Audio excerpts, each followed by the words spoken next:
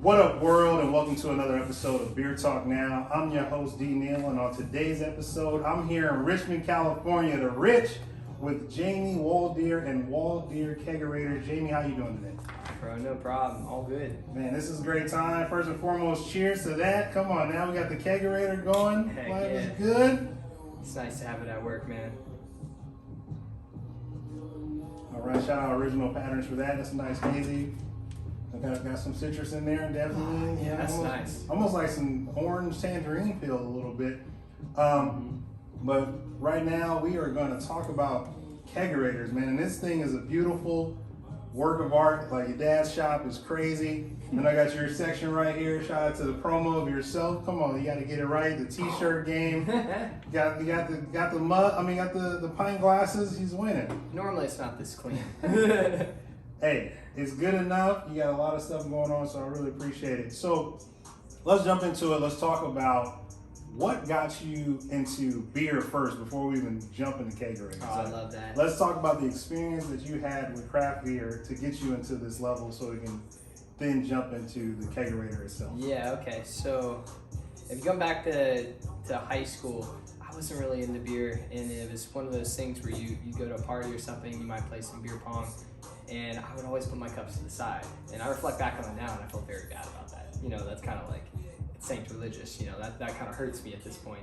But by the time I got to college, I kind of got over the whole like carbonation thing, and I ended up going to school at Chico State. So naturally, I had Sierra Nevada right there. So it just became part of my blood. You know, you get some your classic, your pale ale in there, your old Chico. I mean, even the first time I had a torpedo was like a trip. It was like a skiing trip with my cousin, and we were going to this cross country center in Kirkwood, and my cousin's like, "You ever had a road beer?"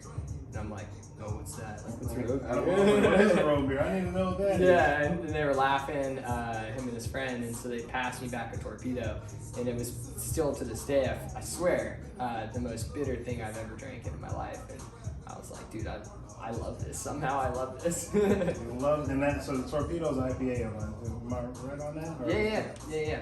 Torpedo IPA, it's it's like 72 IBU. You think about, we're drinking this hazy right now, that's quite a bit more than this. This is a lot more rounded and soft.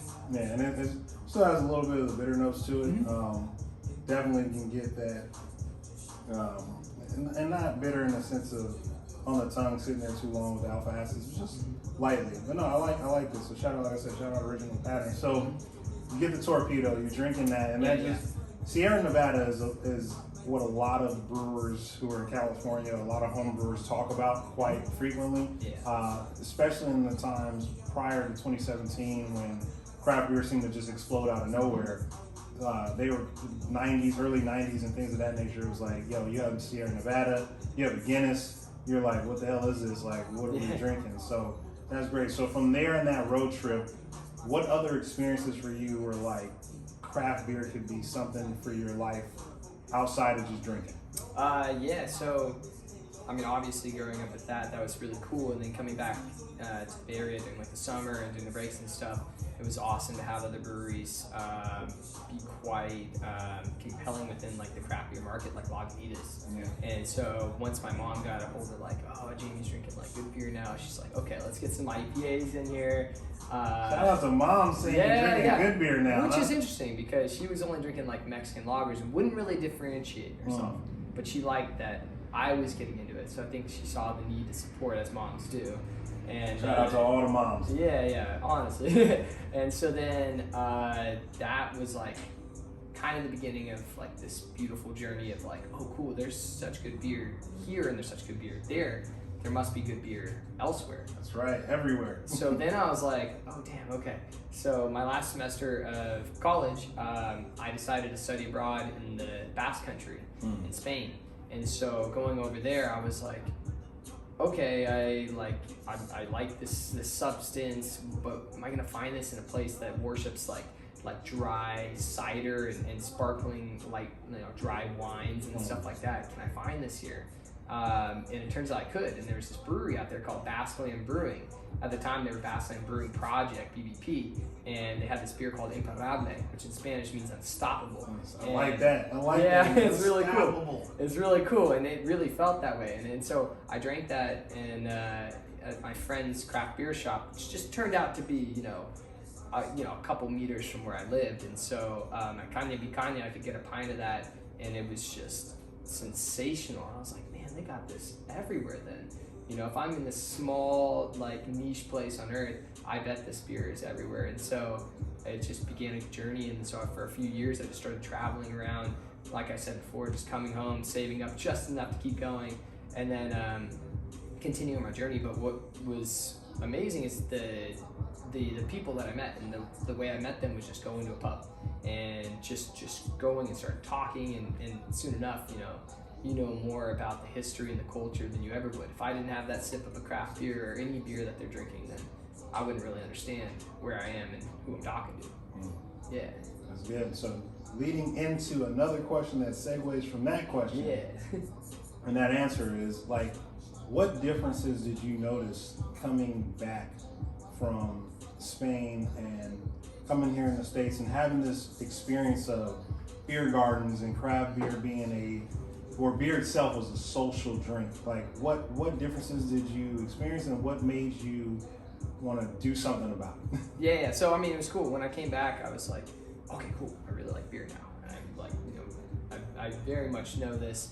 And this is 2017, and so craft brewing has really picked up. And at this point in time, hazy started appearing, right? And so there's, they're making their way on the East Coast, and they might have started appearing out here.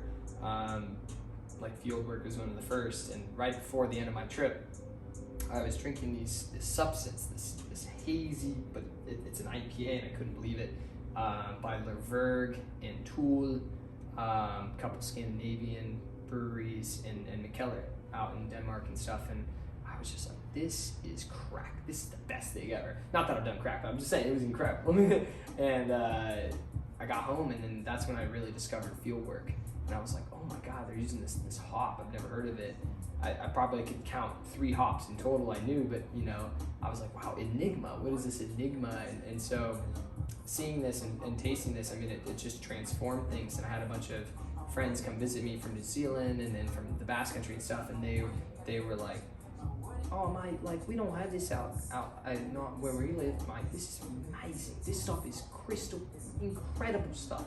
And I'm just like, yeah, maybe one day. And it's funny to think about that now, considering where New Zealand is with their hop culture and their breweries and stuff like that. So then that kind of just started this journey of the hazy train, and I still always appreciate West Coast, and the next beer I'm going to brew is going to be West Coast, no matter what. There's stout in there, man. Stout season is every season. Yeah, and I told you earlier, I just got started on the stouts, but welcome to the party. Haven't made one yet. Yeah.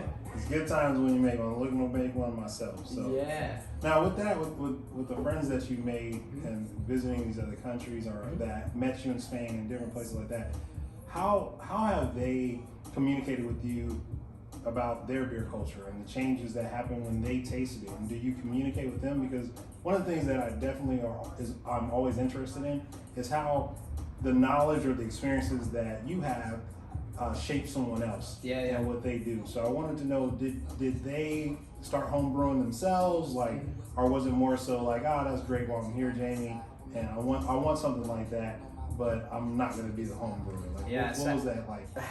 I think it's funny because they seem to be enjoying it quite a lot when they were here, but it seems that when they moved back to their countries, it's more of a phase maybe. And I think there's a lot of factors that go into craft beer, and you might live in somewhere places like New Zealand where things are very expensive. You might think maybe I'm not going to do that yet. I'll just keep drinking my normal beers that I drink on Crate Day or something, you know. And I feel like that was the train, but I'll get some WhatsApp messages being like, oh, I'm at Basqueland, check this out, or I went to that one beer garden again we went to and stuff, and that, it's fulfilling, but I feel like I was on my own journey for the most part, especially my friend group here. I was kind of pioneering the way, I guess, towards this. I feel like everyone else was just willing to drink whatever. As you do when you're younger, It's fine, yeah. or when you have no experience with it and no one's there to educate you on those things. Yeah, So education is key, man. It's definitely the biggest gem. So how did that transfer to you even getting involved in something like this beautiful piece of work here called the Kegerator? Like, where did that transition? Where did that happen prior to you even like, I'm going to make this? When did you say, hey Dad, like your dad's been doing this for a long time as a carpenter, now you're gonna do that? When did that transition happen? Yeah, that was during the pandemic. So this is very much like a recent project. It was like a sunny afternoon. We were just hanging out. As I was telling you, I live in like a tree house, right, underneath this like redwood grove. Shout out to the tree house. Oh man, that's a great place. We were just looking at the redwoods and just drinking this meager supply of beer. Like inevitably, one of us was gonna end up running out, and then it was me. And I was like, dude, I'm so sick of going to the store. Like this is just annoying me. And I just kind of was one of those realizations, like, is there something we can do about this? And then it was like, I turned to my dad, I was like, wait, we're doing this cabinet job up the street for Monique and Vanessa, and they have a Kegerator, Dad. I was like, Dad, let's go buy a Kegerator. And he kind of did that whole dad thing, like, no, son, like, we're not gonna buy one, we're gonna make one. And like, and I was just like, classic. Shout out to the dad and making one, right? Of course. And then we came to the shop and where we are now, and then we're like, okay, let's make this Kegerator. And we put a little mahogany top on there and stuff, and it wasn't the most, it didn't look like what we have today, but you know what, it served fresh beer, and that's like kind of what we cared about. And the family and the friends that came over to enjoy it, that's what it was about, and they all loved it. And you know, my buddy turned to me, my friend Brady, he's like, dude, I'll buy one. And so we ended up going to the shop and making an iteration of this, what we have today, and it looked a lot better.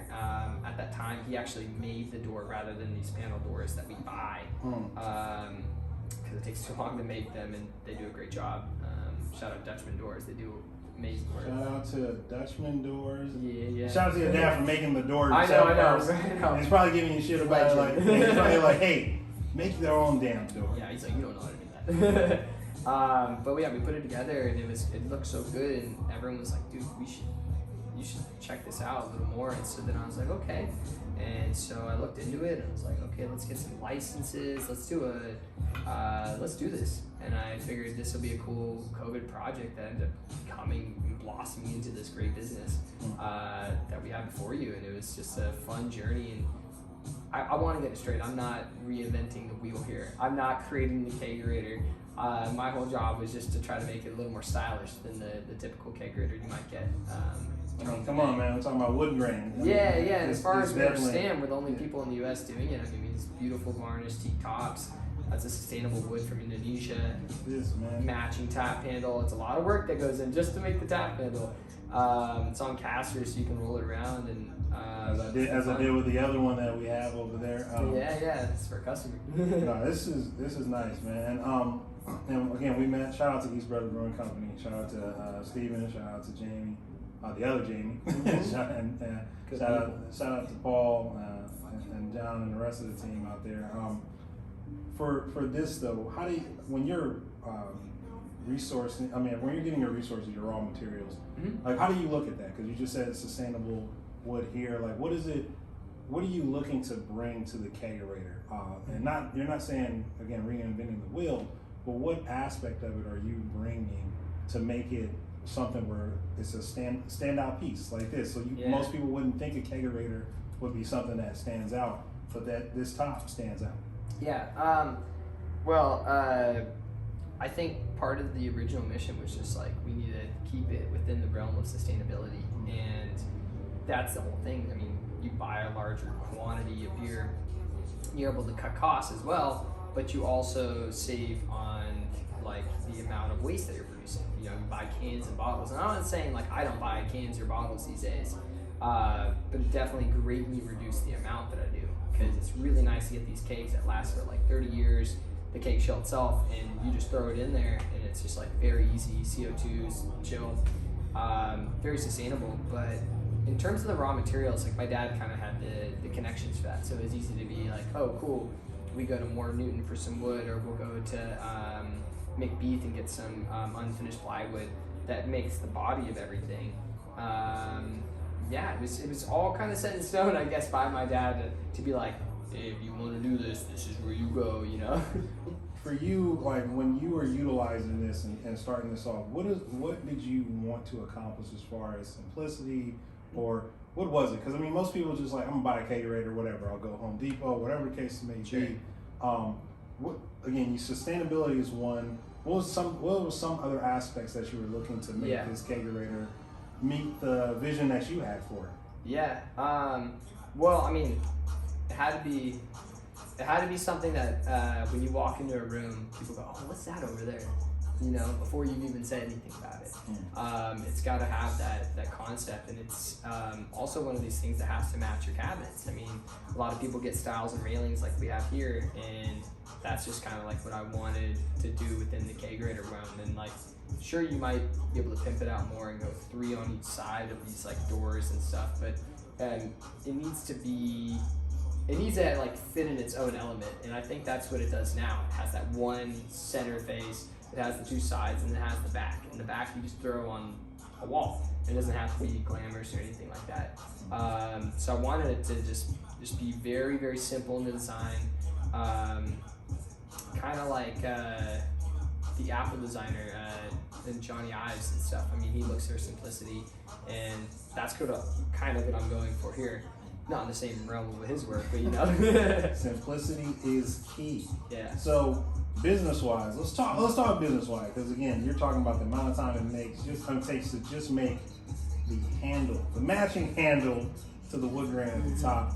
Like, what are some things that we as a consumer wouldn't necessarily think of when you're building something like Kegerator that we think would be very simple to do, but is not, and then cost-wise, how to make it cost-effective? Yeah, I mean, even just starting with the handle, that was kind of a fun thing where we're supplied when you buy these faucets, you get the small like black handles and stuff, and you know, it serves the same function, but it just doesn't fit the top or anything, so we needed to make that match. So we got on a saw and we started cutting some angles in there, and then it was kind of one of those things where we sand and varnish, but then we're like, okay, how are we gonna get it onto the Kegerator itself? And my dad, the backyard genius that he is, thinks, oh, okay, we'll use this piece to drill in there, and we'll thread it with some epoxy. So we'll put some epoxy in there, and then we'll screw that on to like a nut and let it sit there, and then we can varnish it and sand it and get it to where we want to be.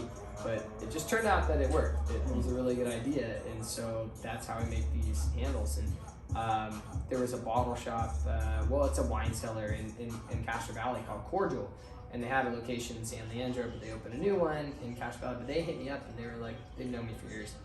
They're like, Jamie, can you make us like all customized handles and stuff? So I grabbed all these pieces of wood, not from lumber yards, but just from hikes that I did around the East Bay and up in Tahoe, and I did the same method and then supplied their bar, and so now they have all these cool tap handles and stuff. But it's I don't know, it's these little steps that you do to try to just make this as unique as possible and it's fun.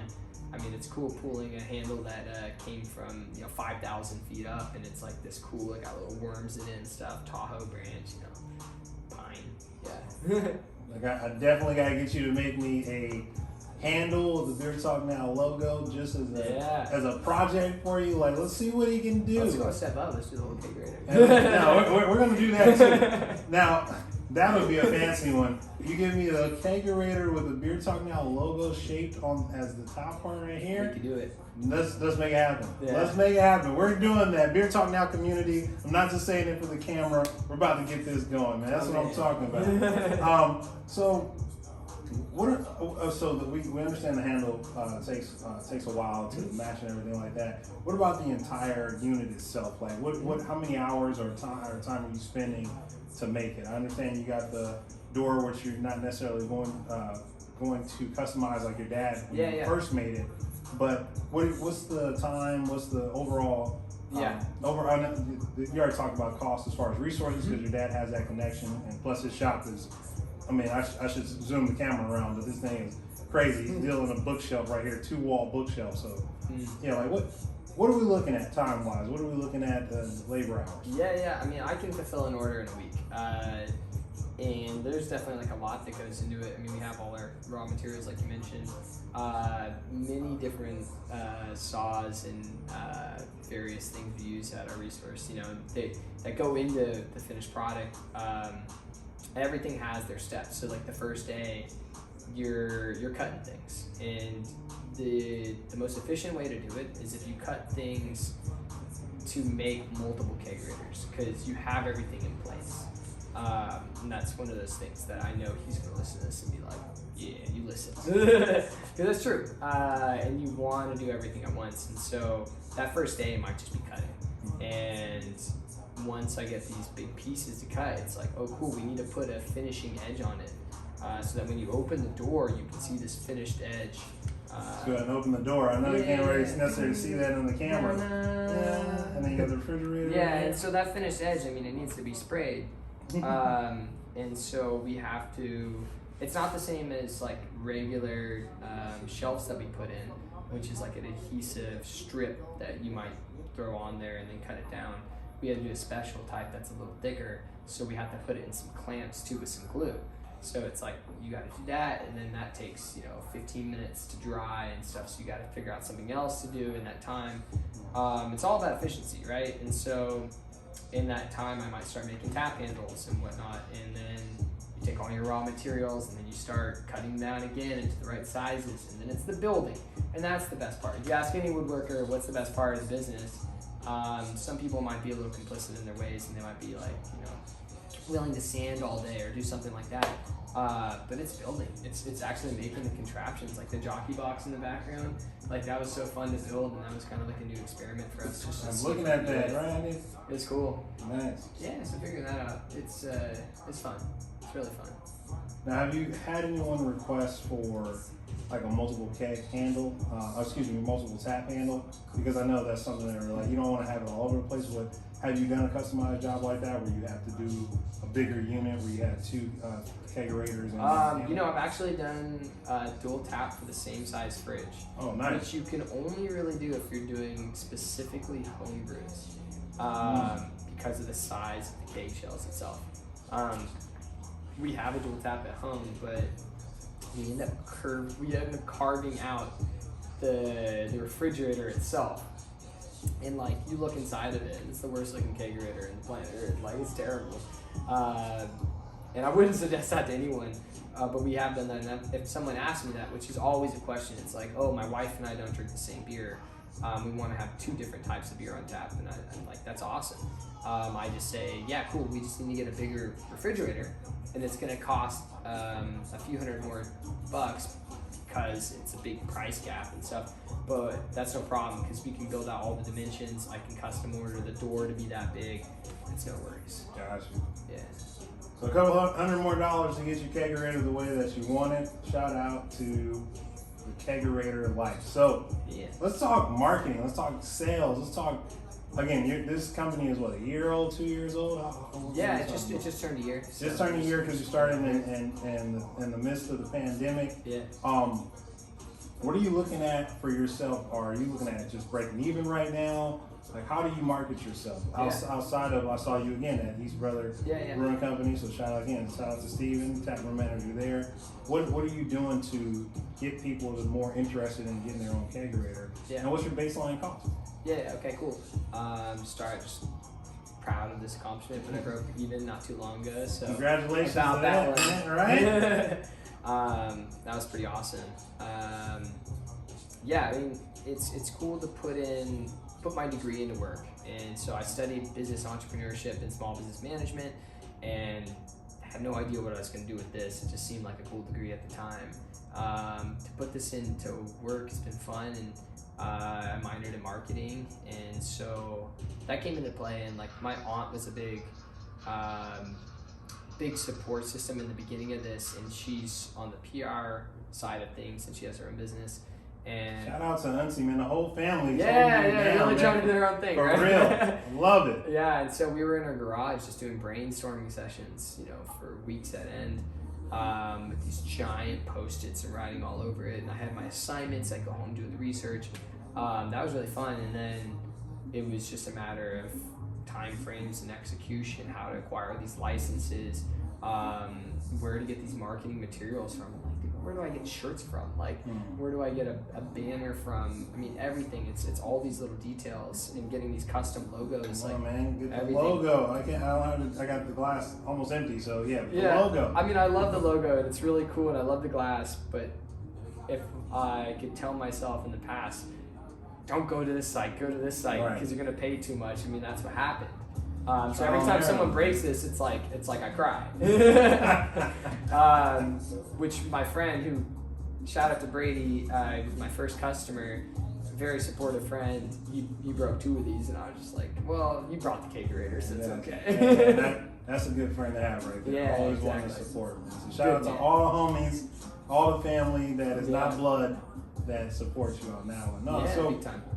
when you sat down with your aunt, because again she's doing public relations and has her own business, and your dad that does as a carpenter and literally being able to build something from nothing. Like, what were those conversations like outside of the assignments? Because execution, I think, is one of the biggest things that people, no matter what it is that they're doing on a podcast, starting their own business where they're making their own product, selling subscription boxes where they put soaps and face products and all these things, and home care or skincare regimen.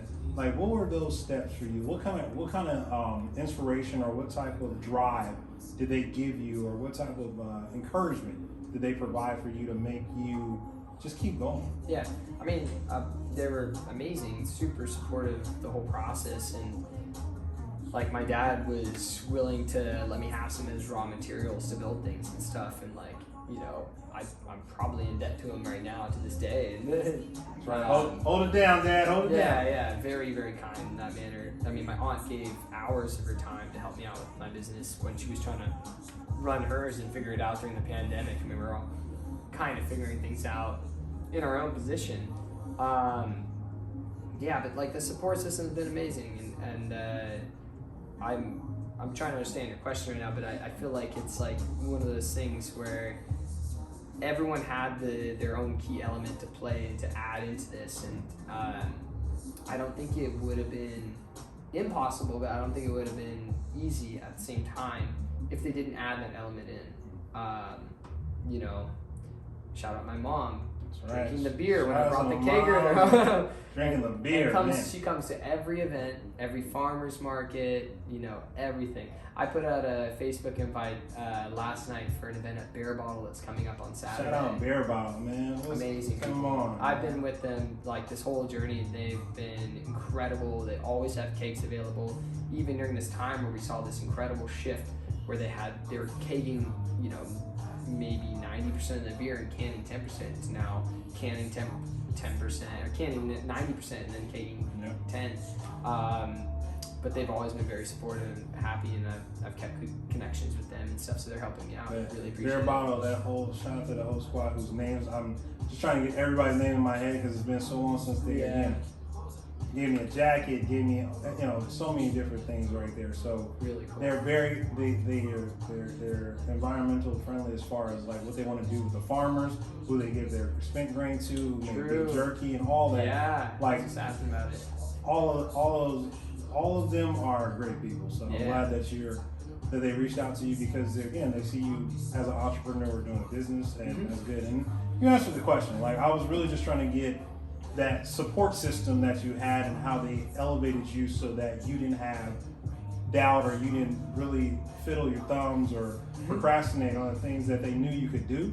Yeah. And I mean, you're making it happen. So one of the other questions I had is like, what did you learn about your aunt, your mom, and your dad in this whole process of you starting your own business?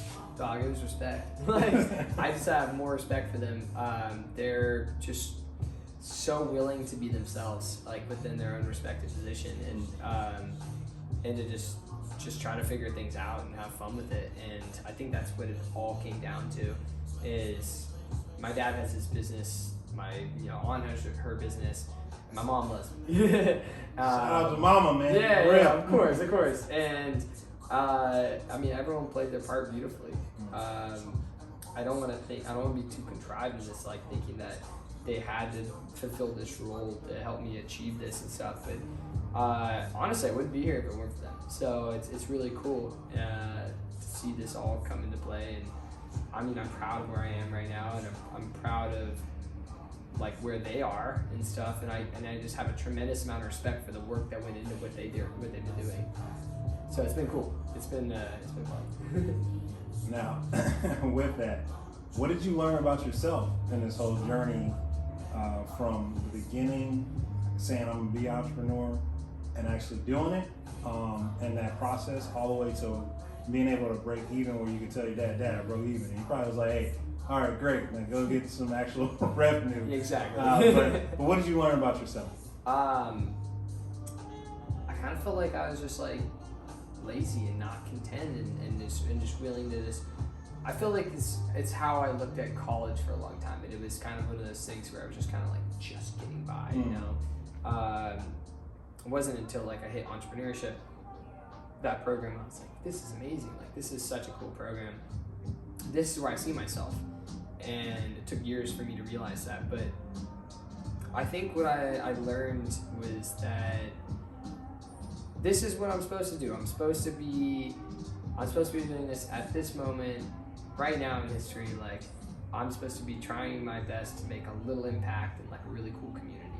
And no matter what I don't know where this is going to lead, but I see it as a stepping stone. And I see this being something that might lead to like a beer garden or something like that. You know, I'm talking to my cousin, we're in cahoots about something in the future. Shout out to the family that's supporting you, man. 100%. As I pour this beer, shout really out to cool the family. But go ahead, continue. I think the best part is that the whole family loves beer. That's a beautiful thing. And so hopefully, you know, we can figure out something and bring that into reality. Because that'd be really fun, and it would test us, and it would test our relationships and everything. I mean, we talked about it earlier, going into business with someone is very important, and very personable and stuff. But I think that because of who we are and how much we know about each other, I feel like we're like destined to do okay, you know, to make it a reality. I feel like I can put my heart and soul into anything, and if it's gonna be beer, damn right, it better be beer. Let's do it, man. That's what. Hey, again, that's why this podcast was created. Drink beer, eat good food, and talk shit. If I can do that for the rest of my life, sign me up. Hey, I mean, what you're doing, and you're definitely why I'm glad that we got a chance to sit and do this episode, is because you literally are doing something a lot of people wouldn't think of Kegerator as vital until you buy a lot of craft beer, and then you're really into the culture of craft beer, and you're like, wait a minute, I'm spending $100 for a case, $150 for a case of 4-packs. So what is that? 2, 4, 6 for eight 4-packs for a case, when I could get the keg, a 6-stool, half a keg, whatever the case may be, that fits into the Kegerator for less than that, because I'm buying the beer quantity, or a little bit more. It may cost a little bit more, but it's gonna last me more months. And you may have only one beer, but that is just really cut on the cost of that. And you're supporting, you're supporting that brewery, because that brewery is gonna get more money from a tap or draft or a keg than they would get from a can, because to your point, Definitely. you have so many people that you gotta pay. You gotta pay, you gotta buy the plastic tops that hold the beer. You gotta buy the cans. You gotta buy, you gotta do the label art. There's so much that goes into it. And that's, again, it's more promotional. And shout out to Jeff from Oak Park Brewing Company that said that. This is, can beer is more a promotional thing. The tap is where you want to get it. So hell, they would love every craft beer lover to get a Kegerator, and I would too, man. I look at it too, like, I want to get it. Like right now, I can do this. I can just pour it. Yeah. You know, and I can stop it, and I'm like, man, I still got so much more to go. So what is the vision that you have for your company? Because a lot of people, they say they have a vision, or they look at it and they're just doing it day by day. But what will make you happy as a business owner when you take a step back and say, and look at the bigger picture of what your company became or what it did? Yeah, okay, so what I said before, like the transition that we saw a lot of our breweries go through, going from kegging a lot of the beer to just canning most of it. I really want to bring that back. And I mean, that's pushing the sustainability factor. That's helping save costs for the consumer because everything's going up. That'd be wonderful, because it's a shame to know that all these breweries keg so much good beer and now a lot of them don't. Like, I supported so many in the beginning of the pandemic that were very much struggling, and people would maybe come by and maybe buy a 4-pack or something, but I was very happy going there and buying a couple kegs, going home, you know, and that's the largest purchase you can make at a brewery. Yes. And I want to see that return, and I want to see this be the great return of draft beer. You know, we're at a point in the pandemic that we're you know, hopefully all vaccinated, right? And so you can have people over, and pouring a draft beer for something is so much more rewarding and satisfying than opening a can or popping a top, man. It is the best satisfaction. I mean, watching you right now, I'm having a great time watching you. I'm trying to maneuver, like, don't spill it, don't look like, and don't make the. I know. I almost want to be like, yo, take this one home. Yeah, exactly. Right. We'll get there. We'll definitely get there. I shouldn't have bought the refrigerator. I should have bought a kegerator. But I get cans too, because I like the can art, and that's another business thing. Yeah, for I mean, another time. don't cut me off. Like, I love. No, not like that. But like I still love cans. Yeah. You know, and I always love cans. Gotta love the can art, man. The can artists, the art. Shout out to all the artists who make cans. But shout out to the people, again, like yourself, who are really like this Kegerator game. Yeah. To go. I mean, you got to try other beers. I mean, when you get something like this, you are committed, right? Committed, hands down. You got to finish that keg, man. Yeah, you told me earlier, you're like, hazy's fun. I love stouts. Yeah. I've been watching you pour those hazy. I'm like, he likes the hazy too. I'm drinking the beer, man. I like beer in general, but yeah, definitely stouts. You know, stout gang, stout season for life, high ABV life. Shout out to Brick, Terrarian, and Georgia, man. I'm coming to see you, Brick. So what is the last thing I wanted to ask you is what advice? What would you tell an entrepreneur or a person who was on that cusp, like myself, who was like, I'm taking this podcast and I want it to be a business. Like, what would you say to someone like myself or someone who's like, they don't have necessarily that family support, or they don't have someone that necessarily they can go to that can find a mentor? Yeah. What would you tell them from your experience to get to a level where you're like, just to break even? You know, I want to take a step at a time, because I think a lot of people look at that overarching, like they see a business and they're like, man, they did so much, but they forget that they started in their garage, they started in their room, they started in their dorm. Yeah. And they started somewhere. You got to think about it. Craft beer is a community, and it's a very loving community. I don't see people in craft beer to like make enemies, right? And it starts from the roots, man. It starts from our 4 ingredients, and I think the people that we got to pay the most homage to is the craft brewers, and everyone themselves that likes beer can be a craft brewer, because home brewing is incredible, and it's like a big journey, and it's a fun thing. There'll always be someone in the community that's willing to help you out within the steps that you need to take. I mean, I knew nothing when I went into my little homebrew shop in San Leandro at More Beer, and I feel like I'm that kid going to the candy shop that's just like, what's this? And I talked to my buddy Brian there, and I'm like, hey Brian, I have another question. Like, totally amazing people. They're willing to help you out, show you the whole process, and you're gonna make so many mistakes along the way. And that's the fun part, because then you're like, oh, okay, I can do this better. And you're saving costs when you do it. Not tremendously, but it's more about the community you make when you homebrew. But there'll always be someone, if you're homebrewing or not, you're going to a brewery, people will be willing to help answer your questions and stuff, because they got into this business not to make the most money on earth. And, you know, it's to provide something. And I think for that, it's providing a quality substance that we can all get behind, and that ultimately just connects everyone. Yeah. And with that is an answer that you got to take with you. Craft beer life is the culture and everything is just a totally different environment. Yeah, go ahead. I'm gonna pour you up, man. Let me do that while I talk. Don't. You got the long arms. As I do this, I'm trying to get the tilt right, because you know I'm not right up on it. But I just want everybody to know, in the Beer Talk Now community, we have these conversations. That's a horrible pour, by the way.